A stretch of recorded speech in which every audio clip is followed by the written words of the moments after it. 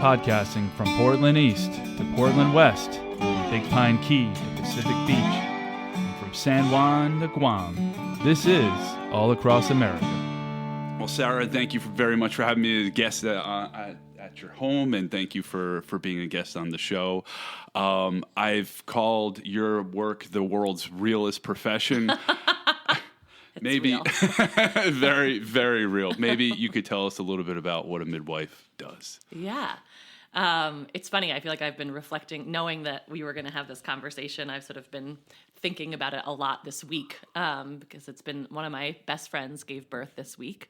And I happened to be taking care of her throughout that experience. And so I just feel like I've had a special view into it in a way, just like feeling that reflected back from her, you know, and being so up close and personal with it. And then, just like going about my normal work week thinking, I saw 24 patients in the office yesterday. I was just sort of like thinking about you coming here, like all the different things that like, oh, I saw a patient for this, I saw a patient for that. But in terms of like what a midwife does, I am what's called a certified nurse midwife. So I'm an advanced nurse practitioner that has a special focus in the care of birthing people throughout their prenatal care, childbirth, labor and delivery, and postpartum care.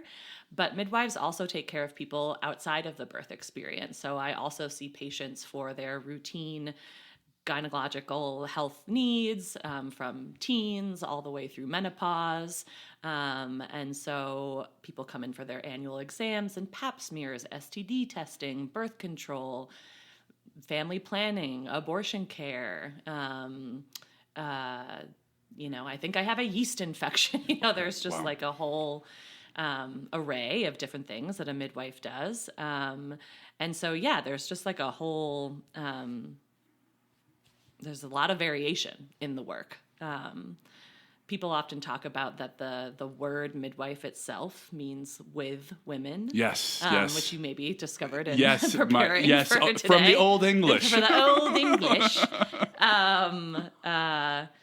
And midwives, of course, take care of people that don't identify as women as well. But I think, when people talk about midwifery-led care or the midwifery model of care, I think there is a lot of it that's about sort of like being with the people that you're caring for. Yeah. So taking a really like individualized approach, like a patient-centered approach, involving people in the decisions that they're making, like respecting their autonomy over their body and the decisions that are being made about whatever aspect of care that they're coming into you to see for. So, I don't know. That's where I would start.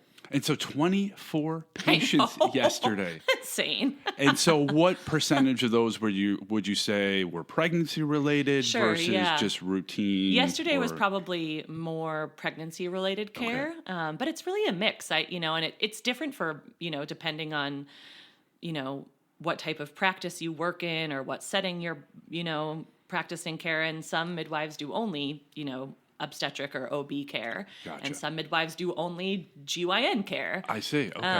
I think probably at my practice in general, it's like 50-50, I would say. And maybe like 60-40 heavier towards prenatal care. And so, and tell us about the practice. There are 4 certified nurse midwives. So I work for an independent midwifery-owned practice. I think it's actually like the only midwifery-owned independent midwife practice in the state. Okay. And there's actually 6 of us now, and we are all certified nurse midwives. And we take care of, like I said, people across reproductive health lifespan, and we see teenagers and expectant parents and people coming in because they're going through menopause and all the above. Yeah. And the name of the practice? It's called WHA Midwives. Okay. And we have offices in New Haven and North Branford, Connecticut. Okay. And then all of our deliveries happen at Yale New Haven hospitals. Wow. Okay. Yeah. And you were born at... And I was born at one of them. Wow. I know. Okay. So, it used to be that in New Haven there were 2 hospitals where people could deliver at St. Raphael's and the York Street campus, both associated with Yale. Right. When COVID happened, they sort of put all the maternity care together on one campus. So Okay. there's no longer deliveries at St. Raphael's, but Okay. St. Raphael's campus is where I was born and Wow. where I did my midwifery training. So Wow. Okay. It's pretty cool. People are like, where are you from? Right there. Right there, actually. Right the on. origin of my story is actually right there.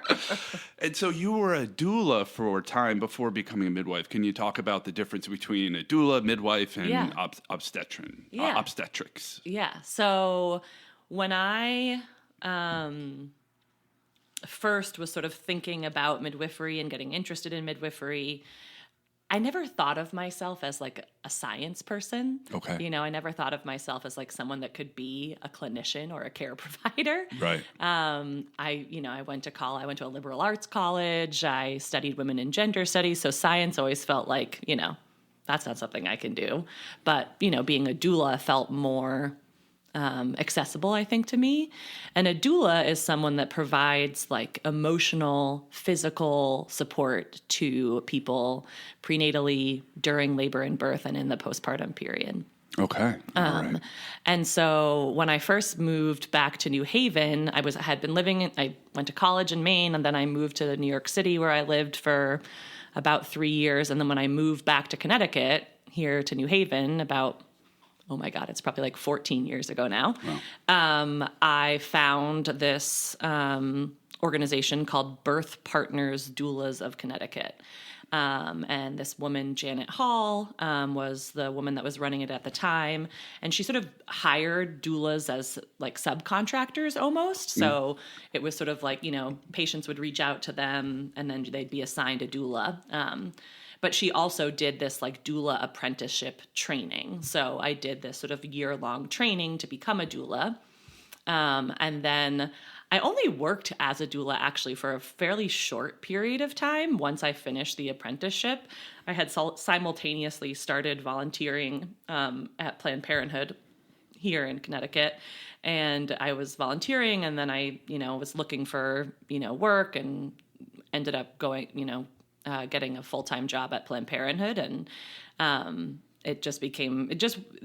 obviously being a doula, being on call for labor and birth, it's, you have to be ready to drop things at a moment's notice, Right. which didn't totally jive with With a my 9 to 5 9-to-5 work. It yes. wasn't like, Yes. sorry, gotta go. Yeah. But it was a great way to sort of like get my feet wet in this Okay. thing that had been sort of like interesting to me for a really Right. long time. Right. Yeah. And so, and describe what a certified nurse midwife is. And there's a certified nurse midwife versus a certified professional midwife. Yeah. So there's all these lots of acronyms: CNM, CPM, CM, and I probably won't do the best job of describing like the very specific differences. But yeah, there's lots of different ways of becoming a midwife, different certifications, different processes and education and training that you have to go through to get a specific type of licensure. And then depending on what state you practice in, different types of licensure may be required to practice in different settings. Okay.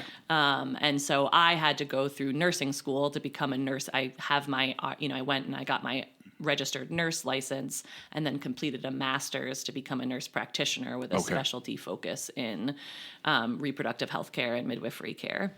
And so certified professional midwife has like a different training. They don't go through that process of becoming a registered nurse first. So yeah, it's different. And so, and the difference between an obstetrician and a midwife, a certified nurse midwife. I guess the way I like to talk about it is that I think about midwives as being like the experts in what's normal.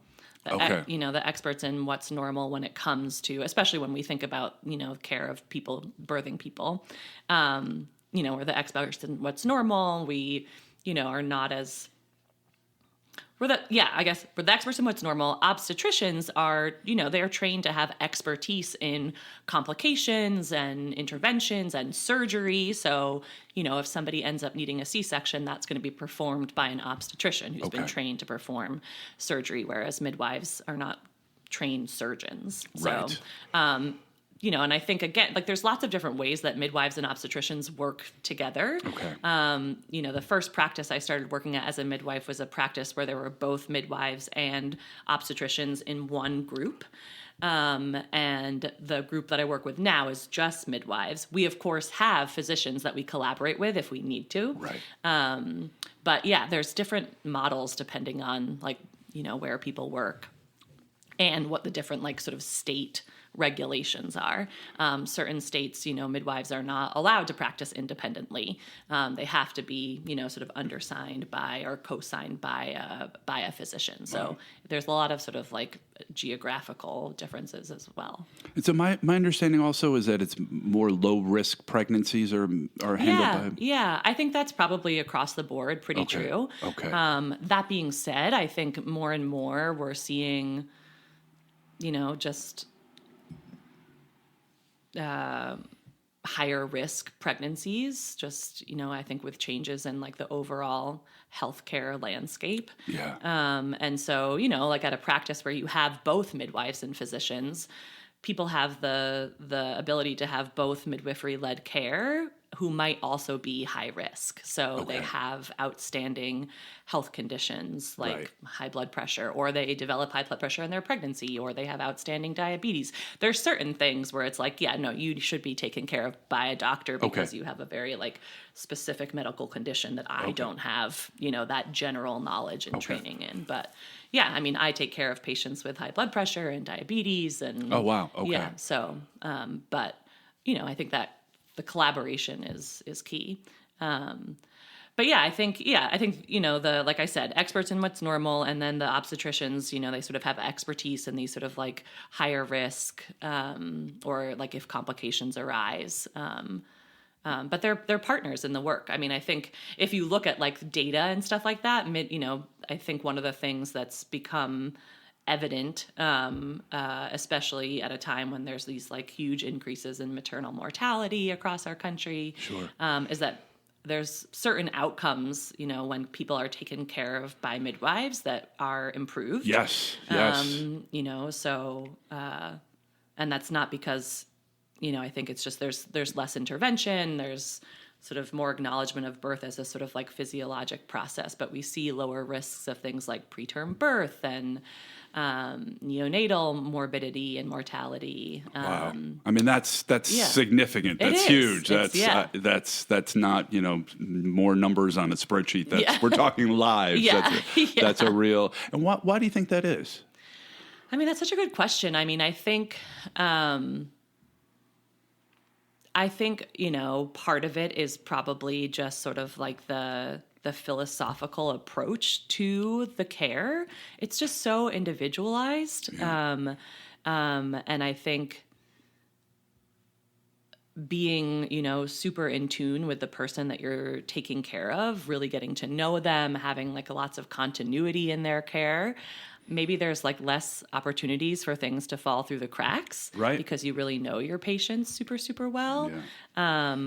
I mean, I think in general, midwives are taking care of people that are lower risk. And so that's part of it as well, I would imagine. But I think there's a real focus on sort of respect of the individual and caring for them as a whole person, recognizing sort of the values and needs and barriers and that each patient brings individually into their care, and just being really attuned to those things. Lots of in communication, evidence-based care, making decisions together with your patients. Right. Yeah. And how about twins and older patients? Are those considered more high risk? Yeah, those are, there's, a whole spectrum probably of what would be considered higher risk. And again, I think it depends, setting to setting. We, at the practice I work at right now, we do take care of people that have twins in partnership with our physician collaborators. And so they're having visits with us as well as, care with physicians. And because there's more risks associated with delivery of twins, whenever we have a twin delivery, at least for my practice, there's an obstetrician there as well. Any triplets in the mix? No. Now you've graduated out of midwifery care. Okay, all right. So I see. Okay. We'll leave that to the obstetricians. I see. Okay.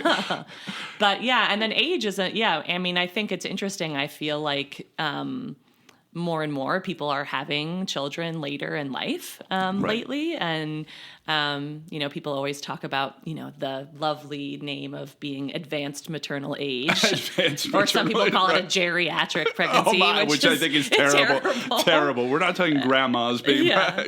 But there are certain things, as people age, where we see slightly increased risks of different complications that can arise in pregnancy, more for people that are older than the age of 40. Okay. But we have taken, we take care of lots of patients who are in their late 30s, early 40s at our practice. Okay. Yeah.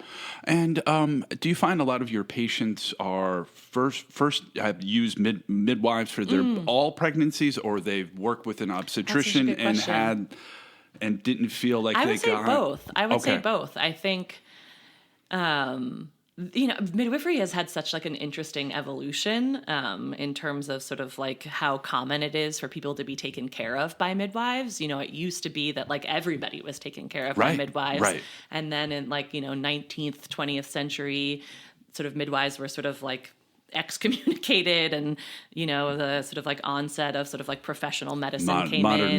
Modern medicine came money, in. I understand. Exactly. Yeah.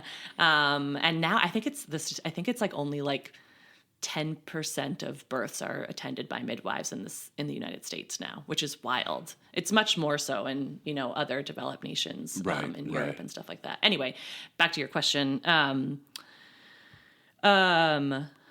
But I do think in like the past 10 years, midwifery has become a little bit more popular.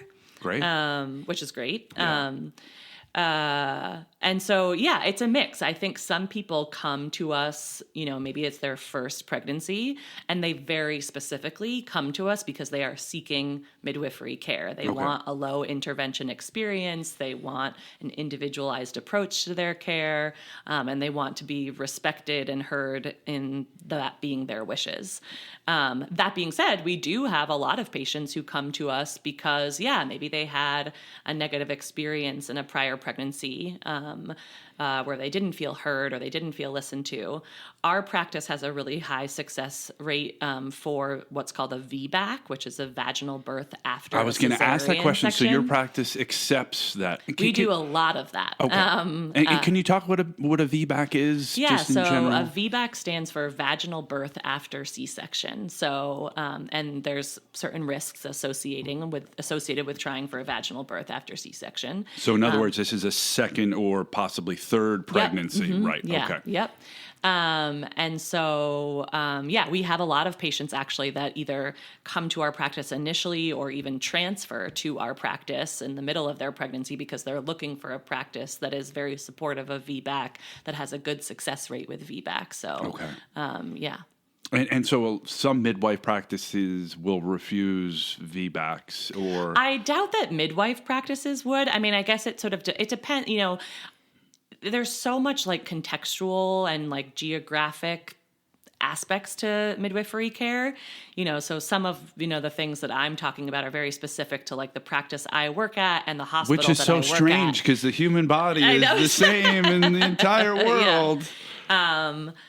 So, there might be, like a really rural midwifery practice who maybe works in a hospital where there aren't obstetricians on the floor 24/7, or they don't have anesthesiologists that are on the floor 24/7, or there's not a NICU in the hospital. Right. Okay. And so they may decide, like we support VBAC, but we don't feel safe, comfortable providing this option in the event that there was a complication. Okay. We need to have access to the things that would be necessary if there were a complication to occur.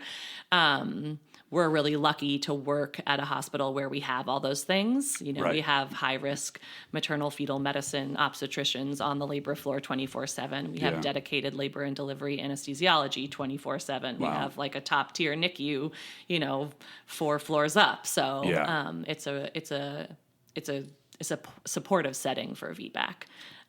Yeah. And are there some patients that feel like they had a cesarean and it was too much of an intervention and they felt like they want to go with a midwife because they felt like they could have given birth vaginally? Yeah, I think that's a lot of the reason sometimes people come to us where they sort of feel like, maybe interventions were made that weren't necessary, or, pulled the plug a little too early. Like, if I could have had a little bit more time, or that maybe I wouldn't have had to have a C-section. C-section is like sometimes necessary. Yes, there are life-saving. patients that Yes. come to us who have end up having a C-section. Yeah. And I think I always try to be really mindful of not, speaking of that as like a failure or Absolutely not. It saves the life of the mother or the baby or both. Yeah. And sometimes, babies just don't want to come Right. vaginally. We do everything in our everything we possibly can to make that happen. And sometimes they're just like, no, not coming this way. It's just not going to happen. And hey, it's a successful birth, and as long as everybody's healthy, that's number one. Yeah. And we try to, I think for our patients that end up needing cesarean section, we really try to sort of follow them through that process as well. Yeah. So they're still having that their midwives are still involved in their care. And talk about, if you could, the hospital birth, which your practice does, versus birthing centers versus home births. Home births. Yeah. So midwives practice in a variety of different settings. I think, I can't remember, I was trying to do a little research beforehand, but I think most midwives practice in the hospital setting.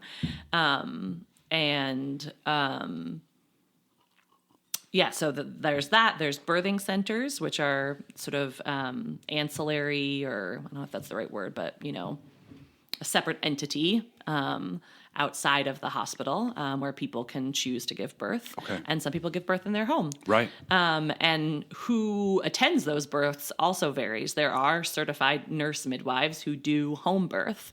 There are certified professional midwives that do home birth. Okay. And vice versa. Okay. And your practice concentrates solely on hospital birth? Yeah, we only do hospital birth. Okay. Yeah. Mm-hmm. And as a doula, did you do home or birthing? I did. Okay. I did, yeah. It was amazing. I got the opportunity to see births in a variety of different settings. Right.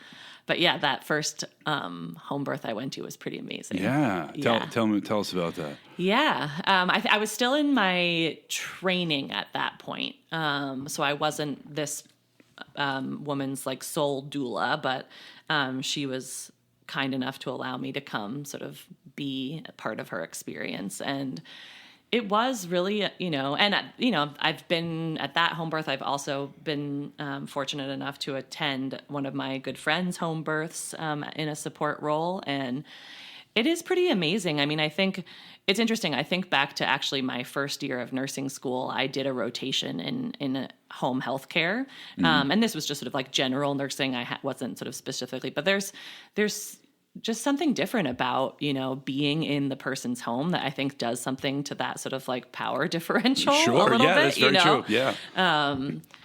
I mean, we're a podcast. You're in charge here. So. And I think,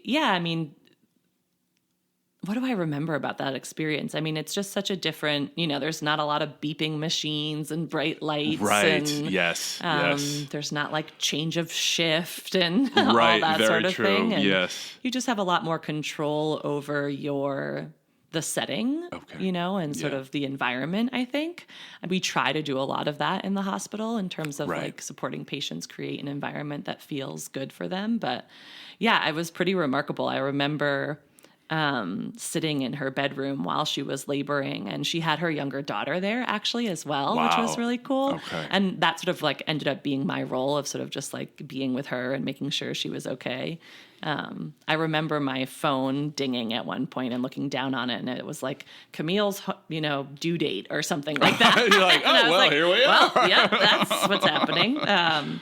But yeah, she had a birthing tub in her home, and I think the most magical part about it when I think about that birth and when I think about the home birth I was at with a good friend a few years ago is that after the baby's born, like this whole family just gets to, Right. be in bed together Yeah. and, and in the comfort of their home, and there's not so many interruptions, Right. and they're just this unit. Yeah. It's just sort of more of like that. I think home birth is beautiful. There's obviously lots of different opinions about home birth, but Right. it's really special. And imagine it's a little bit easier in case there are complications in more populated places where if you happen to be 50 miles from the nearest hospital, that could be cause for concern. Yeah. I mean, I think, there are candidates for home birth, and then there are, candidates that are people that are not great candidates Right. for home Yeah. birth. Yeah. And home birth midwives are experts in determining that. Really good home birth midwives are not going to take on a client that they don't think is safe to take care of in the home birth setting. Yeah. And so, when you think about the people who are giving birth at home, these are like healthy pregnancies that don't have the need for maybe sort of like that readily accessible access to, to things in the hospital. That being said, I mean, to your point, in certain places in the country, in really rural settings, there might not be as many options to, deliver in, certain hospitals or certain locations. So You talked about tubs. Is that something that your practice does, or? Yeah, so water, or what we like to call hydrotherapy, in labor can be a really helpful tool for managing the sort of discomfort and pain of labor. In birth, most birthing centers have tubs that people can labor and birth in. Okay. A lot of people who do home birth will rent or purchase a large tub that they can labor or birth in. Where I practice, I deliver at Yale New Haven Hospital, and they are on our labor floor. There are certain rooms that have tubs in them. They don't all do, so it's sort of like a first come, first serve basis. And their policy is that people can labor in the tub, but they can't deliver in the tub. I see. So Okay. again, there's a lot of sort of differences, institution to institution. Fair enough. Yeah. And so I've in the books I've read about midwifery, they talk about women. You use the term birthing person or patients. How has that evolved? Yeah, it's such a good question, and I think that, there's been a whole evolution of that as well. Obviously, probably people think most often, women are people, people who are giving birth are are women. They have uteruses. Those are the people that are giving birth.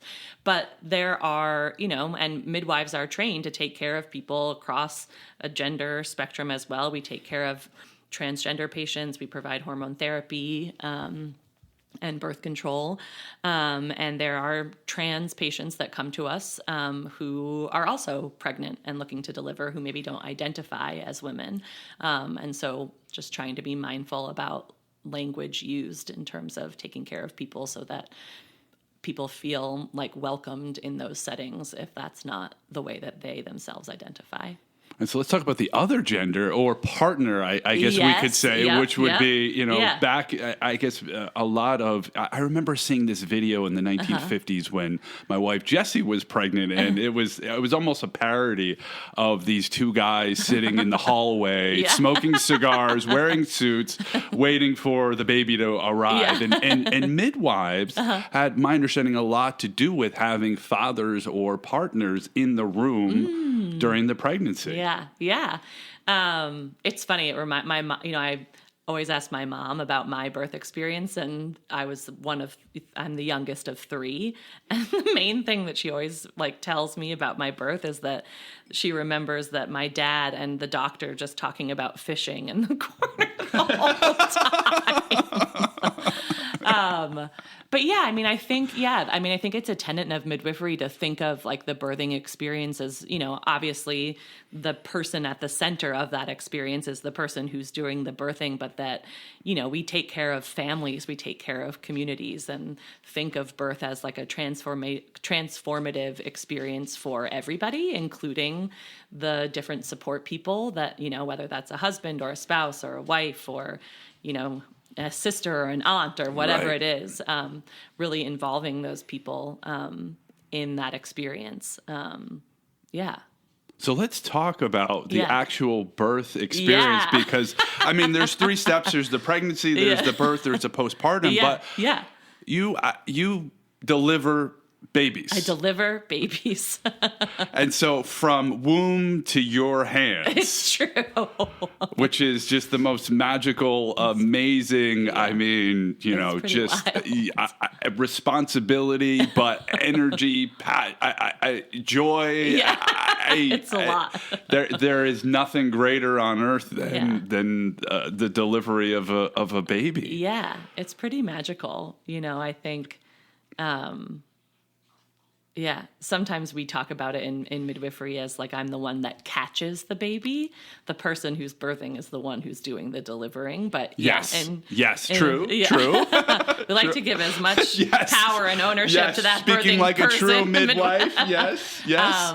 But yeah, it is a profound responsibility. And, you know, it's, you know, I've been a midwife now for almost 5 years. And I think probably like many people's work, you get into sort of like a routine of doing it where, you know, it's always magical. Yeah, And, you know, yeah. you get into the muscle memory of like, okay, the head comes out and then I do this and then I do this and then I do this. Right. But it's funny. I do have moments sometimes where I like, you know, catch myself and just sit there and I'm like, this is totally insane. I mean, this is insane. This started as like little cells. It grew into an entire human that is inside of your body that you are now pushing out and then is now going to be sitting on top of your chest. Like, Yeah, it's just yeah. like, and I think, you know, when I think back to sort of like, you know, becoming a midwife and how I knew that this was something like that I felt called to. I remember when I was in college, I was a women and gender studies major, and I remember reading one of my classes, we read some article about sort of like the medicalization of childbirth, and I just remember being like so fascinated by it, and like, you know, we'd go to the dining hall and I'd want to talk about it with all my friends about like, oh my God, and birth, and it's so cool, and just like people looking at me like I mean, had it like is. 10 I mean, heads, all right, you know? yeah, all right. I can imagine myself at 19 or 20. Yes, I would have looked Yeah. at it. Now But I don't blame them. I mean, we Yeah. live in a society where, like, you know, there's so much fear around childbirth, which Yeah. I think, you know, in some cases, understandably so. You know, more and more we're talking about, you know, maternal mortality and the Sure, risks that yeah. come with childbirth, et cetera. But, like, you know, if you think about the ways that birth is portrayed in the media and sitcoms and television shows and in movies, like, it makes sense that people are fearful of birth. Yeah. But yeah, I think for me, it just always felt like just kind of magical, and that there was such opportunity in like that, like transformative process, like that if I could be part of creating an environment where people felt cared for, where they felt empowered, where they felt supported, that, you know, that in some way, you know, is you know, can be life-changing for people. Yeah. And, you know, I think the like witchy part of me, the like part that gets kind of like really in the weeds about it, you know, I think there's also, people talk about epigenetics and things like that, but I think, you know, I think about the impact too of like that infant coming into the world, like coming into a space and an environment where they feel, where that person has been cared for and respected and honored. And but yeah, it's wild. It's, you know, it never gets old. No, yeah. And let me ask you this. I mean, you worked in food service. I've worked in food service. They're stressful environments. Yes. I mean, Adrenaline. Yes, but after the work that you've done in, you know, catching babies, does everything else seem so much easier, just or so much less? Yeah. That's such an interesting question. Does it? Yeah. It's, you know, the restaurant that I work at, and I think there was like a night this past summer. I hadn't worked there in years, but they needed some extra help, and I went in, and you know, it's busy and you're running around. But I do remember being like, oh God, this is great. Yeah, I mean, really, yeah. I'm not responsible for anybody's lives. Yes, you know? Like, yes. I mean, that's it. I mean, so many people with desk jobs, and they're like yelling at some spreadsheet. I don't know. It just, if they're able to step for a day in your shoes, they would probably have. I learned about exercise, and they say the reason why exercise is really good and why you should exercise first thing in the morning is that it stresses your body. And so you recover, and then all the stresses of the day seem so much less stressful because you've exerted so much energy running, working out. Yeah. And I feel like that's kind of your job is like, it's like working out, it's running, and everything else is like, whatever, I'm stuck in traffic. Somebody cut me off. Like, I deliver. Unless I'm stuck in traffic on the way to a birth. Yeah, there you go. Case. All right, fair enough. Yes, fair enough. Yeah, I mean, I think it's both and, right? Like I was saying before, it's like your job becomes your job. And I think midwifery, your job really becomes your life in a lot of ways. Yeah. Because of how all-consuming it is. And and just like, yeah, I think especially, like I said, with midwifery care, you're having such like personal relationships with your patients that you take that home with you. You know, if things don't go well or, you know, there's complications or when things do go well, you know, like that really imprints upon you. Maybe more for me than some people. Quite an empath, which is both probably makes me a great midwife and sometimes wish I was a little bit better more match. clinical. But but that's exactly what people want, I would imagine. In midwife. And it's what makes the work enjoyable. And but it's an interesting thing to sort of like think about perspective and think about my own life in terms of like, do I feel like if something goes wrong, do I feel sort of like, well, man, compared to, what I did yesterday, this is nothing. Yeah. I don't know. I think life is still life, Yeah. Right. It still goes on. But I mean, even just thinking about my day at the office yesterday, I had to tell somebody that they had a positive pregnancy test who didn't want to have a positive pregnancy test. You tell people they have breast cancer. You tell people they have chlamydia, and there's lots of, and like midwives also take care of people where pregnancies don't result in the delivery of a live human, and so there's lots of. I mean, it's such a joyful, beautiful experience, and like there's also really hard things that happen. And those things definitely, I mean, it all does, but it, definitely forces you to reflect on how many things there are to be grateful for.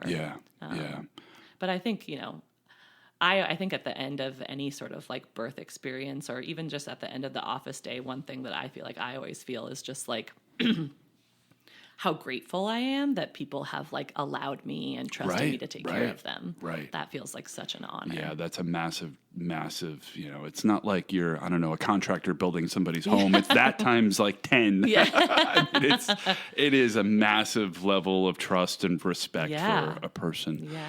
Can we talk a little bit about complications and, and your job is that, as you said, there's like so much joy in delivering babies, but there are complications, there are bad news.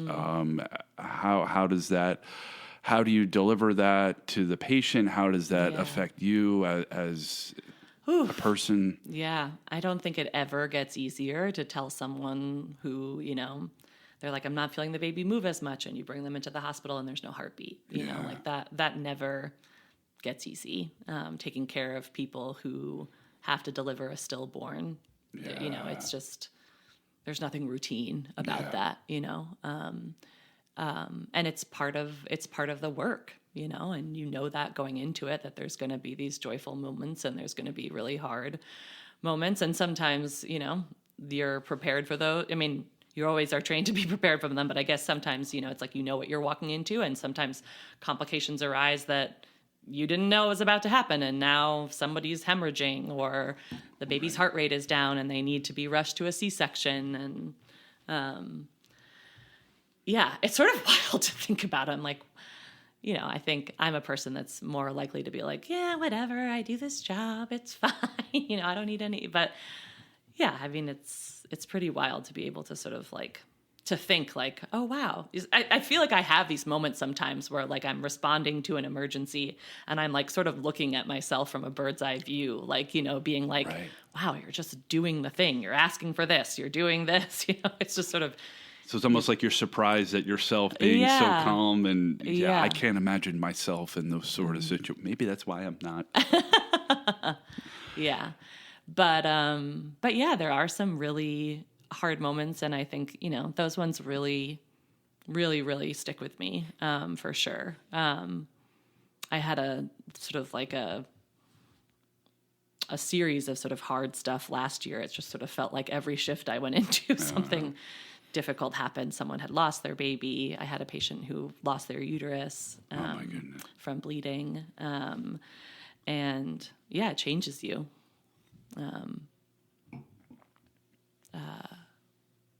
And how are you able to deliver the news? Is there a way that you've been trained to do it? Yeah, there is, and there's certain, like if somebody comes in and you put the baby on the monitor and you can't find a heartbeat, like it has to be confirmed by an obstetrician and by an ultrasound before, there's procedure, obviously. And yeah, I mean, even just like from training of like how to deliver give somebody the news about the results of a pregnancy test, like we learn that in school in terms of sort of like, this is how you present that news in sort of like a non-biased way. And so like, just like giving space for people to have whatever reaction and whatever feeling they need to have, when they're receiving difficult news or happy news. Because you never know. You never know. Yeah, you never know. Yeah, I think it's just like a lot about, providing a lot of space and listening and normalizing whatever people are feeling. Yeah. And how about complications during the birthing process? Mm-hmm. You talked about having a great NICU at Yale New Haven. Yeah. How was that managed? And who else is in the room with you while you're center stage? You're catching the baby. The spotlight's on you, but who else is in the room? Yeah, great question. And it, again, differs depending on what practice you work for. The practice I worked for before, which was midwifery and obstetricians, I was doing most of like the care of the person throughout labor and catching the baby at the time, like right when the baby is about to be born. I was required to call the physician into the room so that they're there if there's any sort of complication should arise at the time of delivery. Though I think some of that is about like reimbursement and stuff like that too. Surprise, money's involved in healthcare. One of the things I love about the practice I work for now is that I feel like I have so much autonomy as a midwife. And so when a patient of ours is delivering at the hospital, they're obviously there, whatever support people they've chosen to have with them. They always have a labor and delivery nurse assigned to them. So there's always a nurse there at the time of delivery. And that's it. We, for my practice, like I said, because we're an all midwifery practice, if there are things happening during someone's labor where the baby's not doing well or the birthing person's not doing well and we need the insight and the skill and the expertise of a physician, our model is that our sort of like backup doctors are what's called maternal fetal medicine, who are sort of the high risk OB specialists. And so if I'm taking care of a patient where I'm a little bit worried about the baby's heart tracing, and sort of like, okay, do you think we can keep going, or what should we do? And I'm trained to manage those things on my own to an extent. But if I'm ever sort of like, feeling a little bit unsure about this, or all of a sudden a patient is hemorrhaging, again, trained to respond to those things, but having that backup there is vital. Yeah. So, and we feel so lucky to work with that group of physicians. They're so respectful of our care model, and a lot of them come to our practice themselves for their own care, which is, I think, just like a testament. That's the right word. And they really sort of like, if we don't need them, they're not there. And then when we do, they're like there at a moment's notice. So like if a patient of ours ends up needing a cesarean section or something like that, they're the ones that we go to. And can you describe some strategies that you work with? You've got a pregnancy, you've got a labor that could be hours upon hours. And I remember back to Jesse's labor with our oldest son Leo, and he was a big baby, and I think he was almost 9 pounds. And she was having trouble. She was laboring for a long time. And it was a wonderful, wonderful nurse that was working with us. And it wasn't a particularly busy time at the hospice at Lenox Hill in the city. And she worked to turn Jessie one side, her leg up, and then turn her the other side. And had this woman not been there, had been... likely would have resulted in a cesarean section rather than a vaginal birth. Or what are some of the strategies that you use? Those first time babies, they make you work for it. Okay, I think across the board, first time labors are like significantly longer than second time. A third one's always a little bit of a wild card, but really? It's interesting. But yeah, I mean, I think because midwives, again, we're trained to think of birth as like a physiologic process as opposed to sort of like a pathologic process. Okay. We're not on any sort of like timetable. And, we're also trained to think about sort of like positioning and how do we move the mom or the birthing person so that her pelvis opens up in a different way to allow the baby to turn and come down more. And so there's, and that's also a place where doulas are so helpful because they can be this sort of like consistent support to people throughout labor, and where labor and delivery nurses are incredible. Of course, I think with, nursing shortages and volume and stuff like that, sometimes depending on, and even for us, sometimes I only have one patient in labor, but sometimes I have 3 patients in labor. And so, the doulas and the nurses are great at, as to what you were saying with Jessie, that they're so vital and, those aspects of the care as well of sort of, moving patients and let's try, or in the pain management, if people are in labor for a really long time and they're trying to sort of figure out like, okay, like I've been doing this for a while and I've tried this and I've tried this, like what else can I try, So, I mean, I think there's so much gray in midwifery, because and I remember being so frustrated by that as a student. It was like, I just want to know if this happens, I do this, Right, yeah. But every baby and every birth is so different, Yeah. and so it's not always like a one size fits all model. So, there's a lot of different strategies that you learn in terms of positioning, in terms of like labor coping techniques that people can use to help the process, move forward towards a vaginal delivery.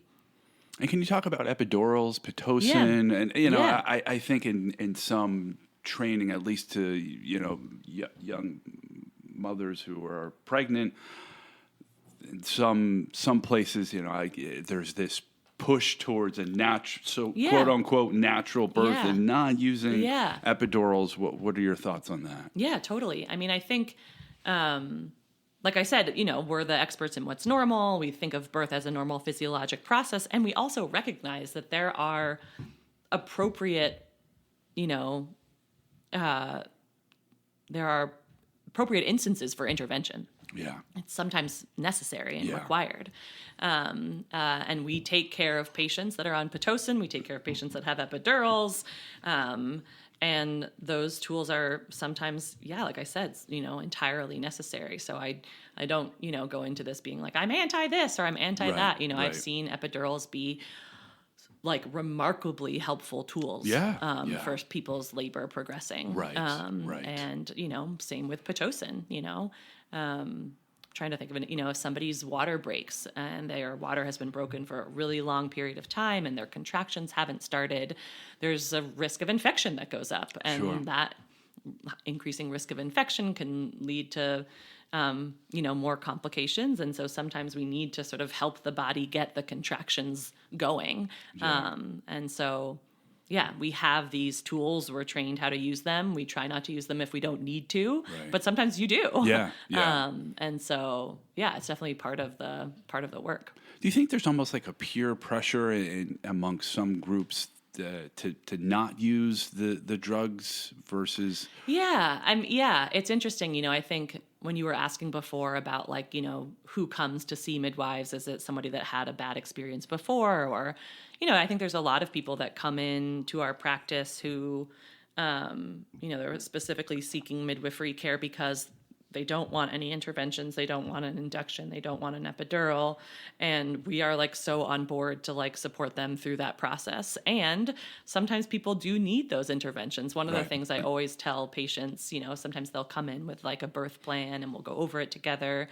And I always tell patients, like, make your ideal birth plan, that like if your labor went exactly as you wanted it to, this is what it would look like. This is who would be there, how the room would look. This is how you would manage your pain. This is like, all of that. And then like maybe make a plan too for like, say I needed to be induced for some reason, like I developed high blood pressure or I went way past my due date. What would it look like so that I still felt supported, so that I still felt like I was a part of that process, as opposed to feeling like I was just someone that was having things done to me. Right. Yeah. I don't think, like I said, I don't think that interventions are all bad. But I think there's a time and a place for them, and we try to avoid them if we don't need them. Yeah. But sometimes you do. Yeah.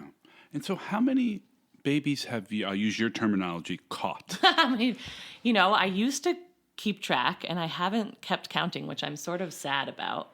I guess if I had to like estimate, I'd say maybe somewhere around 500, maybe more. I know, it's crazy. Wow. It's crazy to think about that. Yeah. Like 500 beings. I remember seeing it. It was a very good advertisement on the subway in New York City, and it was, you'll never forget the name of your second grade teacher. Aww. And nobody will ever, those 500 families will never forget you. Yeah, it's really special. Yeah, it's, I had a patient actually in the office yesterday, and she had two kids with our practice, and I think it was her first that I delivered. It's terrible that I can't remember that. It's a lot of people. 500 is a big number. It is. It's a big number. But she and her husband are, they're actually both doctors, and they're about to move. They've finished their training, and they're going back to Wyoming, and she came in yesterday for a visit for something, and, it was sort of like the last time we were going to see each other, and we were both emotional, It's like, it's a big deal, I think, you remember who was in the room, and I remember the people that I take care of, and you create a bond with them, and it's such an honor. It's such an honor. It is. Yeah. I mean, with that, I hear, and, it's a life, and we tried to meet last weekend, and and I said, like, look, that's the midwife's life, and I read in my research that the burnout rate is second only to like prison officials. Very different world, but I mean, can you talk a little bit about? I mean, you've been doing it for hard. 5 years. Yeah. I think I remember reading some statistic recently about like in the past maybe 5 or 10 years, the number of midwives that leave practice before they've reached the 5-year mark because of how high the burnout is. Yeah. And it's real. I definitely have gone through periods of burnout for sure. Yeah. It's a really demanding schedule in terms of the hours, the long hours. People do 12-hour shifts, 24-hour shifts where you're on for long periods of time. You're not sleeping, and it's really physically and emotionally demanding work, and that is draining. Like the hard outcomes, even like the really beautiful outcomes. It's a lot. And so and I think too, with changes in the healthcare system, where it's like this profit-driven business, more patients, more money, less time to see your patients. There's nursing shortages, and so you don't feel like you have all the tools and the support that you need to provide the care in the way that you want to do it. And so there's a lot of barriers that, I think contribute to this, to the burnout. And it's tough. I think I've really struggled at times with sort of being like, can I keep doing this? It's such meaningful work, and when I'm doing it, I'm loving it, and it impacts my health and well-being for sure. My mental health, my physical health, and it's really hard to find a way to sort of like build the practices to support the ability to keep doing the work. Yeah. So, yeah. And what keeps you going? I think probably the patience, Yeah. like having Yeah. a beautiful birth experience or a really meaningful visit with a patient. There's part of me that just feels like so called to the work. Yeah. That when I'm doing it, I can't imagine not doing it. Right. I have an amazing supportive community of family and friends and who are so patient and understanding of the ways in which the work can be draining. So I feel really grateful for that as well. That's definitely what keeps me going. My loans keep me going. No, but yeah, I mean, we've talked about it today. It's just like, it's such meaningful work. Yeah. It's such an honor to be a part of. And yeah, I mean, I think I'm such a people person. I love taking care of people. I love getting to know people. I love seeing people make empowered decisions about their bodies and their healthcare. And so I think that's what keeps me going. And just, I mean, I think just like thinking about the broader perspective too, of sort of like some of these awful statistics that we hear about in terms of, the maternal mortality in this country and the populations that impacts more significantly. It's political too. It's like, I started off in reproductive healthcare working at Planned Parenthood for 8 years. And, part of the reason I do the work is because I love taking care of patients. And part of the reason I do the work is because, it improves outcomes. It's people's lives on the line. Right. It's advocacy. Yeah. Being a midwife is, being an advocate for autonomy over your body. Right. And, Right. It's like, put your money where your mouth is, right? And I read the midwives almost see themselves as an advocate, but also there's a rebelliousness to it in a way. Could you talk a little about that? Yeah, for sure. I mean, I think as midwives have come back in, after sort of like they were sort of pushed out and then modern medicine came in and it was mainly like white male obstetricians. And as midwives have come back, there's definitely, I think, been sort of like a reclaiming of that space and reclaiming of the profession in terms of sort of like what our skills are, what our expertise are, how that impacts outcomes. And yeah, I mean, it's, I can think of times and, when I worked for a different practice where I felt like I had to fight tooth and nail to be like, no, this person doesn't need a C-section yet. Yeah. Like we haven't even like done this yet or tried this yet. Right. So there is definitely, a political aspect to it. And, especially when you think about the ways in which midwives provide like gynecological care, when we think about attacks on birth control and access to abortion and stuff like that, that's another big part of my role, like being able to continue to provide people access to being able to make choices about their bodies and their future family planning and things like that. So, yeah. Do you think there's a mystique about being a midwife? And I wrote these down because I did my research, but it was a little hard to find books on like the actual like mechanics of being a midwife. And, and I'm sifting through in the library and the database, and they have the midwife secret, the midwife factor, the Amish midwife, the runaway midwife, oh my gosh, the mountain midwife, reluctant midwife, the midwife murders. And then there's also this Call the Midwife BBC series that is on 14 years, which is like Simpsons level. I mean, there's obviously... there is a mystique. It's, and it's funny. I feel like when anybody, like if I'm at like a holiday party or somewhere, where you're just sort of chatting with people and, oh, what do you do for work? Oh, I'm a midwife. Oh my God, you do what? Or it's either that, and then the second is, oh, have you ever seen that show called The Midwife? Right. I'm like, actually, I choose purposely not to watch it because I live it every day. Yes. But I mean, it's a magical profession. It makes sense that people have that reaction. Sometimes I roll my eyes because I'm like, yep, it's magical, but holy cow. Yes. Sometimes it's like sucks the life out of me. Yeah. But I mean, I think like I said, it makes sense that it does hold this sort of mystique to it.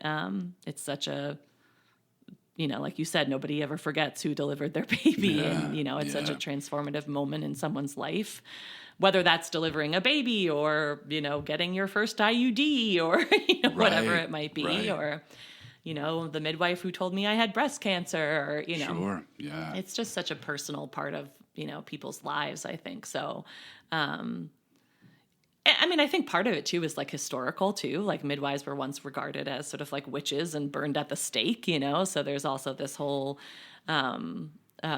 history of sort of midwives as these, sort of primitive healers or, cauldrons and things like that. And I think there's a lot of, respect though to be, held for that history in terms of, those were the people that were taking care of people day in and day out, who knew about the land and who knew about the, things that would heal people before we had, advances of modern medicine and stuff like that. So, yeah.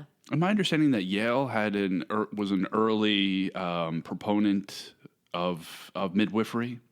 Yeah, I think that is true. Gosh, Mark, you probably know more than I did. But I think Yale's midwifery program is one of the older ones in the country for sure. Yeah. Mm-hmm. Yeah. Can we talk a little bit about postpartum care? And I mean, breastfeeding is a big thing. Yeah. What are your approaches to that? The work does not stop with the delivery of the baby. Yeah.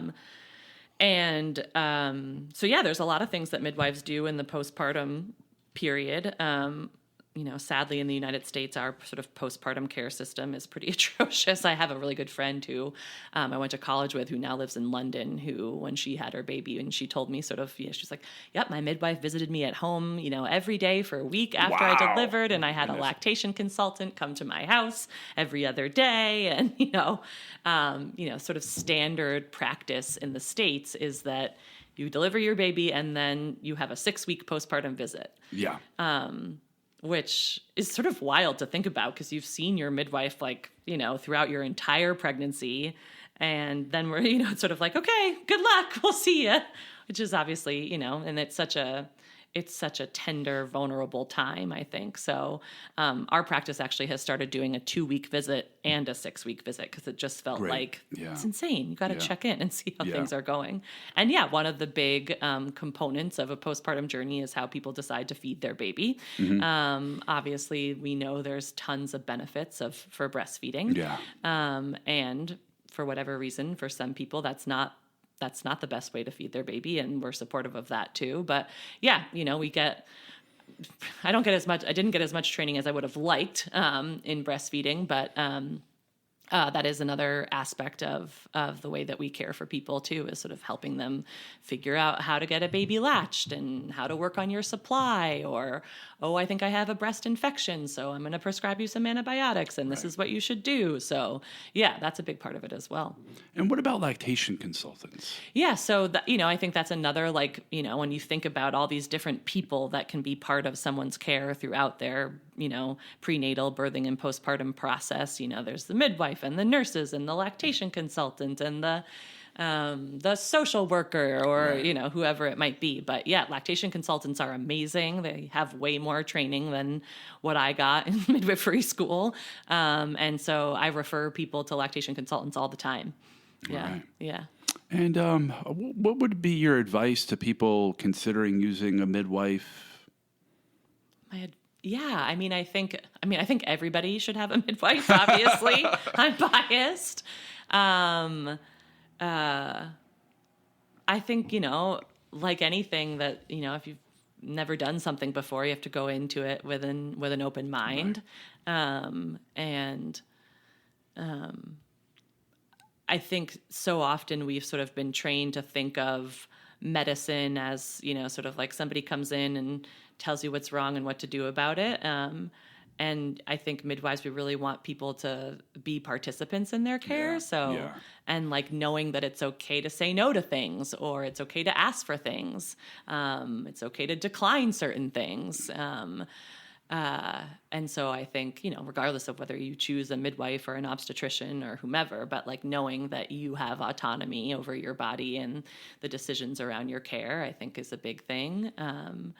I think, I would encourage people to like trust the knowledge that their midwife has. And if you have questions to ask, I think, sometimes it can be hard as a midwife because I think there is such distrust of the medical system, especially when it comes to like birth and obstetrics, that people come in with, some pretty strong ideas of sort of how they want their birth to go. And sometimes, some of those things aren't possible because of complications that arise. And sometimes it can be hard to come up against, I read online that this is, yes, going to do blah, blah, blah, blah, blah. Dr. Google.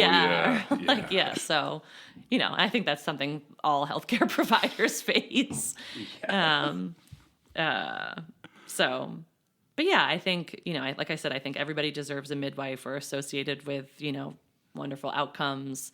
Ask for what you need. One of the things I tell people at any initial prenatal visit is that like this is a partnership, right? Yeah. So if at any point it feels like your expectations aren't being met, like I want to know about that. Because, in order for this to go well, we have to sort of like work together. I hear there's a shortage in obstetrics, so the world needs more midwives. What would your advice be to people considering entering the profession? Yeah. I mean, it's hard, right? Because like we talked about, there's this like increased rate of burnout, especially for like new graduate midwives. And so, there's definitely been moments where I've had, like midwifery students reach out to me being like, I want to talk to you about, or high school students that are like, wow. I want to talk to you about your journey. And, maybe I've come off a 24-hour shift and I'm like, don't take that journey. But no, we do. We need more midwives. I think, it's a hard thing, it's like, I feel like when I first went to midwifery school, it all just seemed so magical, and it is, it's, such an honor. It is so magical to take care of these people. And, I don't think I had any like total understanding of like the gravity of the responsibility and the intensity of the job. Yeah. So I think, advice that I would give people is, if this is something that you're pursuing, that you really also have like, support in place to sort of support you along your journey, have a mentor, have community that can support you in the work. Because I think that's just in terms of like being able to continue to do the work, to keep midwives in practice so that they're not leaving. Right. There needs to be, better systems of support in place. Because I'm sure you guys are treated with the same level of esteem and make the same amount of money as obstetricians. I mean, what do you think could change to improve their profession so more people are entering it and also more people are sticking with it? Yeah. Midwives are not reimbursed at the same rate as physicians. And, there's a lot of variation across the country in terms of like the amount of money that midwives make. And so, that's, an aspect of it. But I'm just speaking anecdotally, but I don't think it's nobody goes into midwifery for the money. And I don't think that that's often why people leave. I think it's more of the burnout, or just feeling like, respected in your knowledge and like ability to care for people. In order to keep people in the profession, I mean, I think there just needs to be more partnership between physicians and midwives, and sort of a shared respect for the different aspects of care that those different providers bring to the care of patients.